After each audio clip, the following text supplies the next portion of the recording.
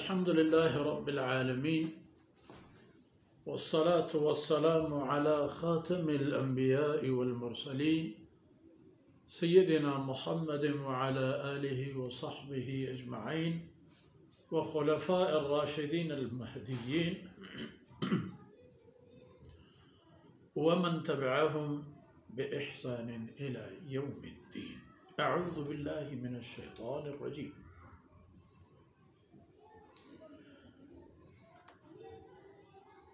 وَإِنَّهُ لَتَذْكِرَةٌ لِّلْمُتَّقِينَ وَإِنَّا لَنَعْلَمُ أَنَّ مِنكُم مُّكَذِّبِينَ وَإِنَّهُ لَحَسْرَةٌ عَلَى الْكَافِرِينَ وَإِنَّهُ لَحَقُّ الْيَقِينِ فَسَبِّحْ بِاسْمِ رَبِّكَ الْعَظِيمِ. سبحانك لا علم لنا إلا ما علمتنا إنك أنت العليم الحكيم. رب اشرح لي صدري ويسر لي أمري واحلل عقدة من لساني يفقه قولي واجعل لي وزيرا من أهلي رب زدني علما وارزقني فهما. ثم أما بعد. گرامی قدر بھائیوں بہنوں اور عزیز بچوں، قرآن کریم اس دنیا میں قیادت اور سیادت کے حوالے سے حرف آخر ہے. وہ اٹل حقیقت ہے کہ جس سے اللہ رب العزت کا نہ کوئی کم قبول ہے نہ زیادہ. اللہ رب العزت قرآن سے متعلق اپنے بندوں سے من وعن عمل کا طلبگار ہے.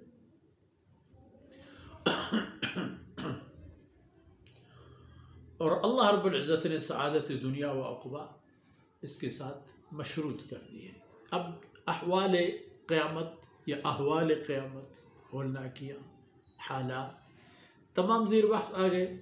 اب انسان اپنے اعمال اور کریکٹر کے حوالے سے نیک تھے، نیکی کے مرتکب تھے، نیکی کی طرف راغب تھے، ان کے لیے جگہ اور اس جگہ میں کیا کیا چیزیں ہیں، کیا ان کی حالت ہے، کیا ان پر صورتحال ہوگا، وہ بھی بیان ہوگا.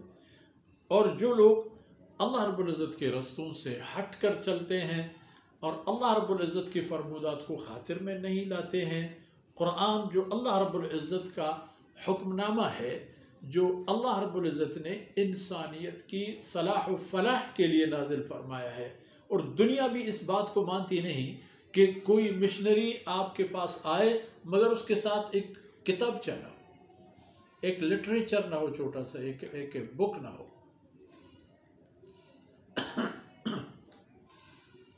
تو جتنی بھی کتابیں آ گئی ہر دور اور زمانے کے ساتھ ساتھ ان زمانوں کی انسانیت کے لیے ان میں مشعل راہ اور انسان کو استعمال کرنے کے گر اور طریقے تھے.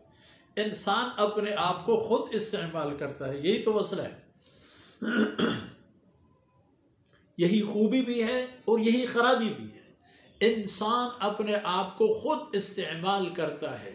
اگر نافرمانی کرتا ہے رب ذوالجلال کی تو اپنے آپ کو وہ غلط استعمال کر رہا ہے، اور اگر اپنے آپ کو اللہ کی طاعت و اطاعت و بندگی میں استعمال کرتا ہے تو وہ اپنے آپ کا خیر خواہ ہے، دوست ہے. تو بہرحال قرآن اٹل، اور قرآن سے متعلق سورہ مبارکہ کی آخری آیتیں بھی قابل غور اور قابل فکر ہیں. فرمایا دیکھو انہو لتذکرۃ للمتقین. اگرچہ گزشتہ درس کے آخر میں یہ روایت آ گئی، یہ آیت آ گئی، معذرت، تو اس کو دوبارہ شامل کرنی تھی. یہ قرآن در حقیقت تذکرہ کا معنی یاد دہانی کرانے والی، آگاہ کرنے والی، غفلت سے آپ کو نکال کر حقائق کی طرف لانے والی. یہ لیکن ہر ایک کے لیے یہ تذکرہ نہیں ہے. تذکرۃ للمتقین، یہ متقین حضرات و خواتین کے لیے اللہ رب العزت کے عذاب سے دور رہنا اور اللہ کے رحمتوں کے مستحق ہونے کی یاد دہانی ہے.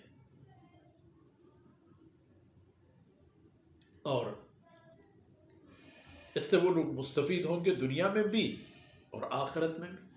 دنیا میں اس کے احکامات پر چل کر پرسکون زندگی گزاریں گے، اسلامی قانون کی بالادستی میں ان کی جان مال عزت و آبرو محفوظ ہوگی، اور اللہ کی بندگی کی شب و روز میں انہیں ذہنی سکون بھی میسر ہوگا۔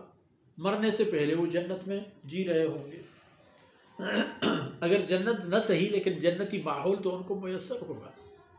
ایک دوسرے سے دوستی کے عالم میں ملیں گے، علیک سلیک کریں گے، لفظ سلام عام کریں گے، ایک دوسرے کے کوتاہیوں سے درگزر کریں گے، بہت خوبیوں کے مالک ہوں گے۔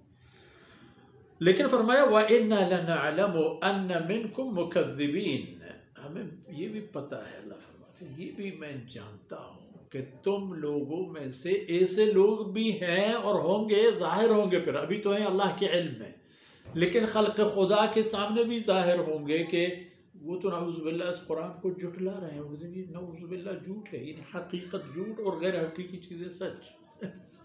انسان کی عجیب بدنصیبی۔ قرآن فرمودات دیکھ، اللہ کی وحدانیت کا دعویٰ عقل بھی قبول کرتا ہے، اللہ ایک ہے، دلیل اور حجت سے بھی ثابت ہے کہ اللہ ایک ہے، اور یہ کائنات کی ضرورت بھی اسی ایک بات میں ہے کہ اللہ کے ساتھ کوئی شریک نہ ہو، اور اللہ ایک ہی اپنی مرضی پر کائنات کا نظم اور نسق چلائے۔ یہ مگر کہتے ہیں کہ یہ تو جھوٹ ہے، اور لات و عزا اور بتوں کی پوجا وغیرہ وہ سچ، ظلم جبر استحصال وہ صحیح۔ لیکن فرمایا کہ وَإِنَّهُ لَحَسْرَةٌ عَلَى الْكَافِرِينَ، وَإِنَّهُ لَحَسْرَةٌ،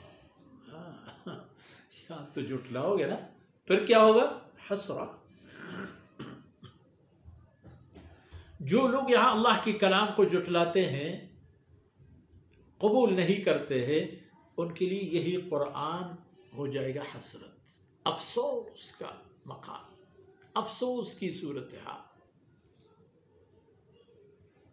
اور یہ کون کریں گے؟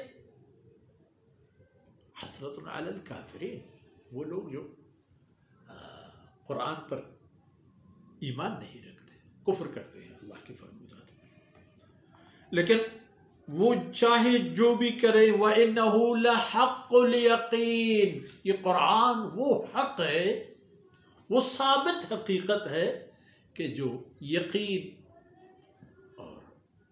یقین در یقین کے متقاضی ہے، اور ایسا حق کہ جس میں کسی شک کی کوئی گنجائش اور فرصت پیدا نہیں ہوتی۔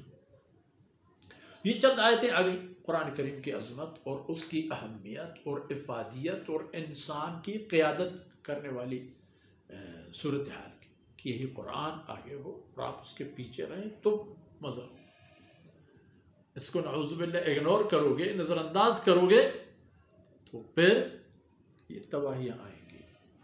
انہ لحسرۃ علی الکافرین، لیکن ہے تو یہ قرآن حق، اور وہ حق جس کے ناحقی کی کوئی گنجائش نہیں ہے، کوئی شک شبہ نہیں، تو پھر اے رسول صلی اللہ علیہ وسلم کلمہ گو، تمہیں کیا کرنا ہے؟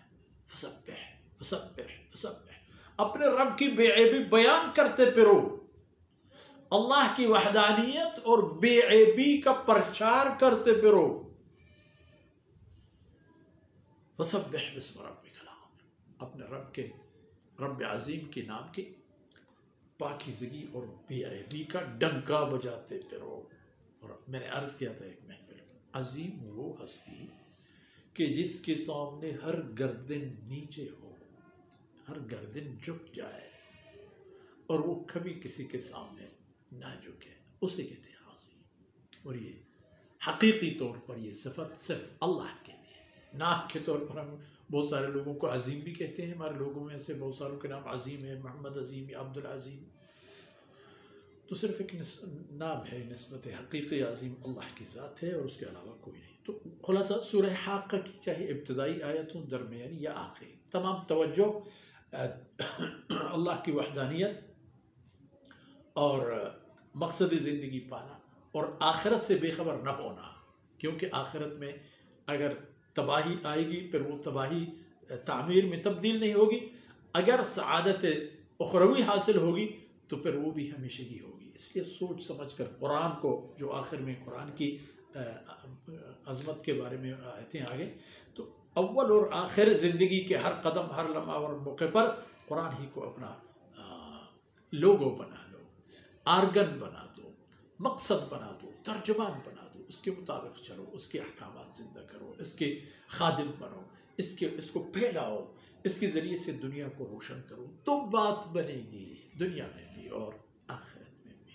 اللہ تعالیٰ ان معروضات پر ہمیں عمل کرنے کی توفیق نصیب فرمائے اور اخروی سعادت کے سامان بن جائے. اللہ کا یہ مبارک کلام ہمارے لیے، ہمارے ان عزیزوں کے لیے کہ جن کی محنتوں، دعاؤں اور جد و جہدوں کی بطفین اللہ رب العزت نے مجھے اور آپ کو اس مقام پر پہنچایا ہے. وصلی اللہ علی نبینا محمد وعلی آلہ وصحبہ اجمعین.